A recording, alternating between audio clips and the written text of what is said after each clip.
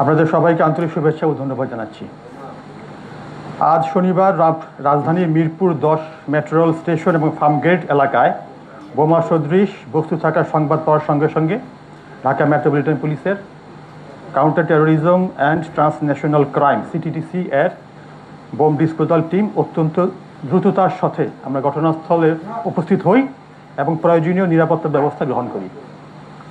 পরবর্তীতে আমাদের bomb disposal unit তাদের অত্যাধুনিক সরঞ্জাম ব্যবহার করে সন্দেহজনক বস্তুসমূহ পরীক্ষা নিরীক্ষা করা হয়। পরীক্ষা শেষে আমরা নিশ্চিত হতে পারি যে কথিত বোমা সদৃশ বস্তুগুলো কোনো বিস্ফোরক ছিল না। এগুলি ছিল পান, সুপারি, কৌটা এবং অন্যান্য পরিত্যক্ত আবর্জনা। অর্থাৎ মিরপুর 10 মেট্রো রেল স্টেশনে যেগুলি পাওয়া যায় সেগুলি ছিল মূলত পান, সুপারি, জর্দা ইত্যাদি। আর ফার্মগেট এলাকাতে যে বস্তুটি পাওয়া যায় সেটি একটি বস্তার মতো, তার মধ্যে আমরা পরিত্যক্ত ময়লা এবং আবর্জনা সেখানে পাওয়া যায়। ফলে জননিরাপত্তার জন্য কোনো ধরনের হুমকি বা ঝুঁকির অস্তিত্ব পাওয়া যায়নি। উল্লেখ্য যে আমরা সবাই জানি ইতিপূর্বে মতিঝিল মেট্রো রেল এলাকায় বিস্ফোরক সদৃশ বস্তু উদ্ধারের ঘটনাতেও আমরা সিটিটিসি বম ডিসপোজাল টিম অত্যন্ত পেশাদারিত্ব, দক্ষতা এবং সতর্কতার সাথে পরিস্থিতি মোকাবেলা করে জননিরাপত্তা নিশ্চিত করেছে। সুতরাং আমরা বলতে চাই, বাংলাদেশে যে কোনো এই ধরনের নাশকতামূলক অপরাধ চেষ্টা বা যে কোনো বেআইনি কর্মকাণ্ডের বিরুদ্ধে আইনি কার্যকর ব্যবস্থা গ্রহণ তথা গ্রেফতার, জিজ্ঞাসাবাদ, তদন্ত ও বিচারিক প্রক্রিয়া আমরা সম্পূর্ণভাবে অনুসরণ করে আমাদের কার্যক্রম পরিচালনা করছি এবং এই ধরনের যে কোনো অপরাধ প্রতিরোধে আমরা সর্বোচ্চ সতর্কতা এবং পেশাদারিত্বের সঙ্গে দায়িত্ব পালন করছি।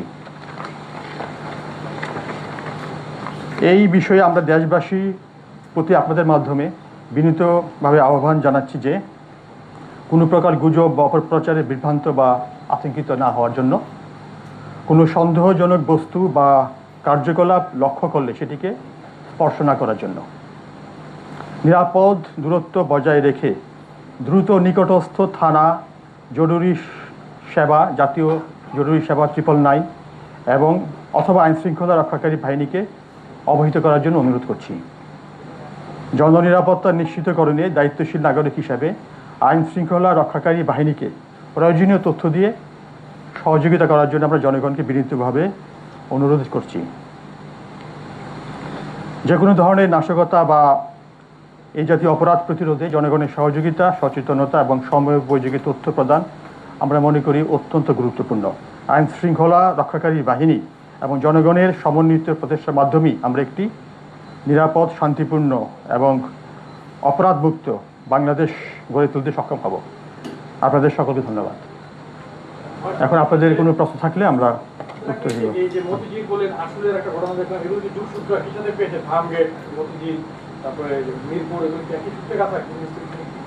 না, আমাদের ইনভেস্টিগেশন চলছে। আমরা আপনাদের বলেছি যে এইখানে যে দুটো বস্তু পাওয়া গেছে এর মধ্যে একটি হচ্ছে যেটা মতিঝিল মেট্রো রেল মিরপুর 10, সেটা হচ্ছে একটি পান, জর্দা ইত্যাদি বস্তু, সেখানে কোনো বিস্ফোরক পাওয়া যায়নি।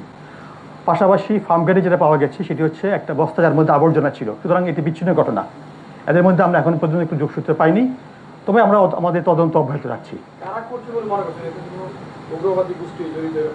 এই বিষয়ে সুনির্দিষ্টভাবে কোনো বক্তব্য দেওয়ার সুযোগ নেই। আমরা তদন্ত করছি, তদন্তের শেষ না হওয়া পর্যন্ত এ বিষয়ে আপনি কোনো মন্তব্য দিতে পারবেন না। মতিঝিলের ঘটনা নিয়ে আমাদের মতিঝিল বিভাগ কাজ করছে, পাশাপাশি আমরা এবং ডিবি সবাই কাজ করছি এবং যখনই কোনো আপডেট পাওয়া যাবে সঙ্গে সঙ্গে আমরা আপনাদেরকে অবহিত করব। সঠিক, আসলে আমাদের বম ডিসপোজাল টিম, হ্যাঁ, আমরা সেখানে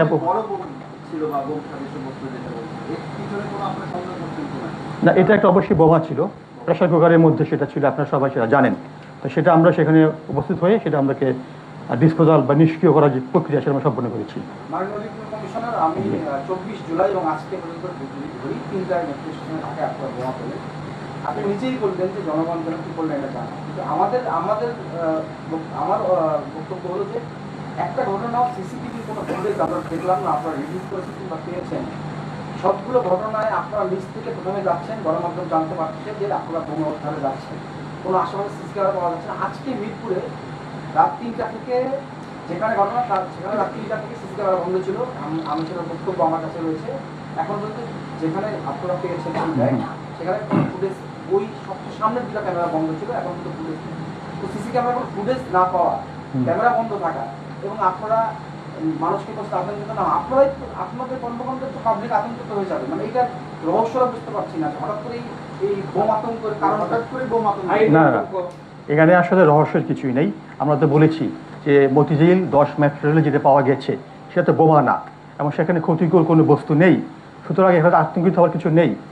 তো আমরা আপনাদেরকে বলবো যে আপনারা এই বিষয়ে জনগণকে সংবাদ প্রচারের ক্ষেত্রে সেক্ষেত্রে এই বিষয়গুলিকে নজরে রাখবেন। জি, ফার্মগেটে যেটা পাওয়া গেছে সেটাও কিন্তু বোমা সদৃশ প্রথমে মনে করা হয়েছিল, কিন্তু পরবর্তীতে আমাদের তো আমরা বলেছি সেটা আসলে একটা আবর্জনার ব্যাগ ছিল এই ধরনের, সেটাতে আতঙ্কিত হওয়ার কিছু নেই। আচ্ছা, এই বিষয়গুলি তো তদন্ত হচ্ছে, সিসিটিভি ফুটেজ সহ অন্যান্য বিষয়গুলি নিয়ে তদন্ত হচ্ছে, সে তদন্তের প্রক্রিয়াতে এগুলি বের হয়ে আসবে।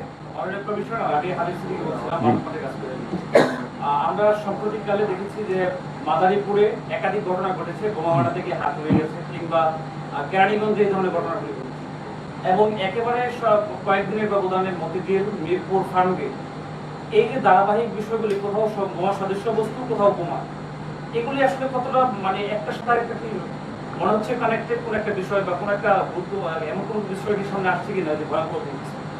না, প্রথমত আমরা বলেছি যে এখানে আপনার এই দুইটা ঘটনা হচ্ছে বিচ্ছিন্ন ঘটনা, এই দুটো ঘটনা হচ্ছে বিচ্ছিন্ন ঘটনা। মিরপুর 10 আজকে যে ঘটনাটা এবং ফার্মগেট দুটো বিচ্ছিন্ন ঘটনা, এগুলির সঙ্গে তো সেখানে কোনো এক্সপ্লোসিভ বা ক্ষতিকর এগুলি কোনো কিছু পাওয়া যায়নি, সুতরাং এটা বিচ্ছিন্ন ঘটনা না।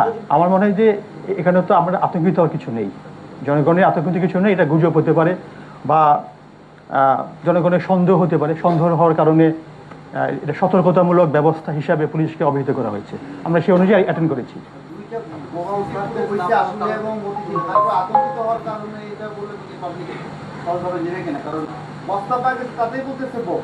বিষয়টা এতদিন তো যেটাই করুক বোম আতঙ্কটা ছিল না, হঠাৎ করে ঢাকা জুড়ে যে বোম আতঙ্ক, কিছু হলে যে মানুষের ভিতরে একটা আতঙ্ক সৃষ্টি হয়েছে।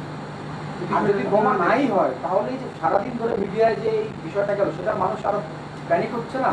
এই ক্ষেত্রে আপনাদের মানে সিটিটিসি মাঝখানে আমরা দেখলাম অনেকদিন আপনারা ছিনতাইকারী ধরলেন, আমাদের কাছে প্রেস রিলিজ আসলো ছিনতাইকারী ধরছে, আজকে ইয়াবাদ হচ্ছে। সিটিটিসি তার নিজের জায়গায় কি সব শক্ত রয়েছে? আমরা সিটিটিসি যে গঠন দেখেছি আগে, সিটিটিসির যে নেটওয়ার্ক দেখেছি সেখানে আপনারা যে ছিনতাইকারী দিনের পর দিন ধরেন, মানে সেটাও কাজ, কিন্তু আপনাদের যে স্পেশালাইজড কাজ সেখানে সিটিটিসি কতটুকু শক্তিশালী এই মুহূর্তে আপনার মনে হয়? না, আমরা তো আমাদের মূল কাজ হচ্ছে সিটিটিসি বা আমাদের যে কাজগুলি তার মধ্যে আমরা আপনার আগেও একটা কনফারেন্সে বলেছিলাম যে সিটি হচ্ছে আমাদের একটা পার্ট, তার পাশাপাশি কিন্তু আমাদের আরও বেশ কয়েকটি ডিভিশন রয়েছে, যেমন সাইবার, তারপরে কাউন্টার টেরোরিজম তো আছে, পাশাপাশি ট্রান্সন্যাশনাল ক্রাইম, সবগুলো বিষয় নিয়ে আমরা কাজ করছি। তো এখন তার কাজের অংশ হিসাবে এই যে আপনি বললেন যে আতঙ্ক, সেইটার যেন আমরা কেউ আতঙ্কিত না হই এবং যেন আমরা শান্ত থাকি, সেই জন্য কিন্তু আজকের এই প্রেস ব্রিফিংয়ের উদ্দেশ্য, সেই জন্য কিন্তু আজকে আমরা প্রেস ব্রিফিংটা করছি।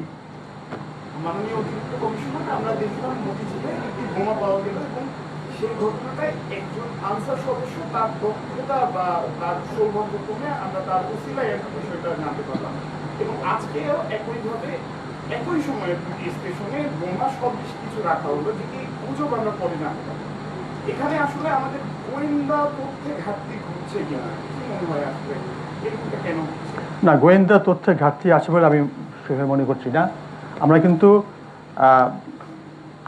এই আমাদের যে কোনো এই ধরনের আপনার যেটা বলছেন সেই বিষয়ে কিন্তু আমাদের যে সোশ্যাল মিডিয়া মনিটরিং বলেন অথবা আমাদের যে নিজস্ব গোয়েন্দা কার্যক্রম সেগুলি কিন্তু সম্পূর্ণভাবে অব্যাহত আছে, এবং সেই অব্যাহত হওয়ার কারণে কিন্তু আমরা এই জাতীয় আমাদের কিছু মামলা আছে, সে মামলা আমরা আসামি গ্রেফতার করছি, এবং আপনারা জানেন যে কিছুদিন আগে একটা মামলার আমরা আসামি গ্রেফতার করার পর তারা আদালতে কিন্তু 164 ধারা জবানবন্দি দিয়েছে। ফাদার কমবেট নামে একটা গ্রুপ।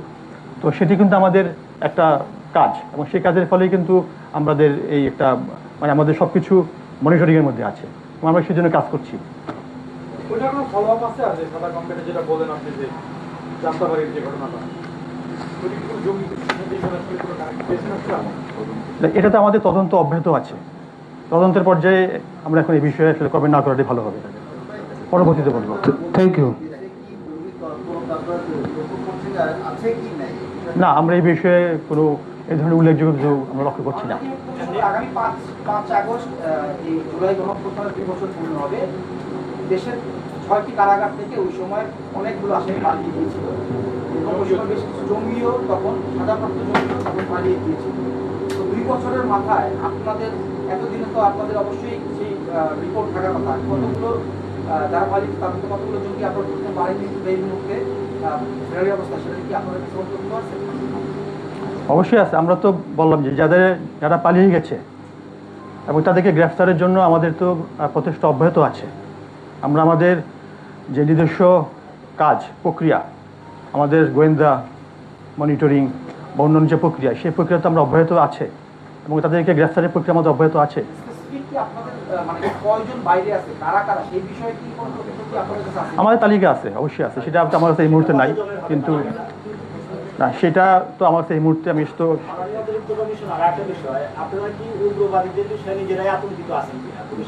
এটা তো আপনি কি ধরনের, এটা তো আমরা কখনোই না।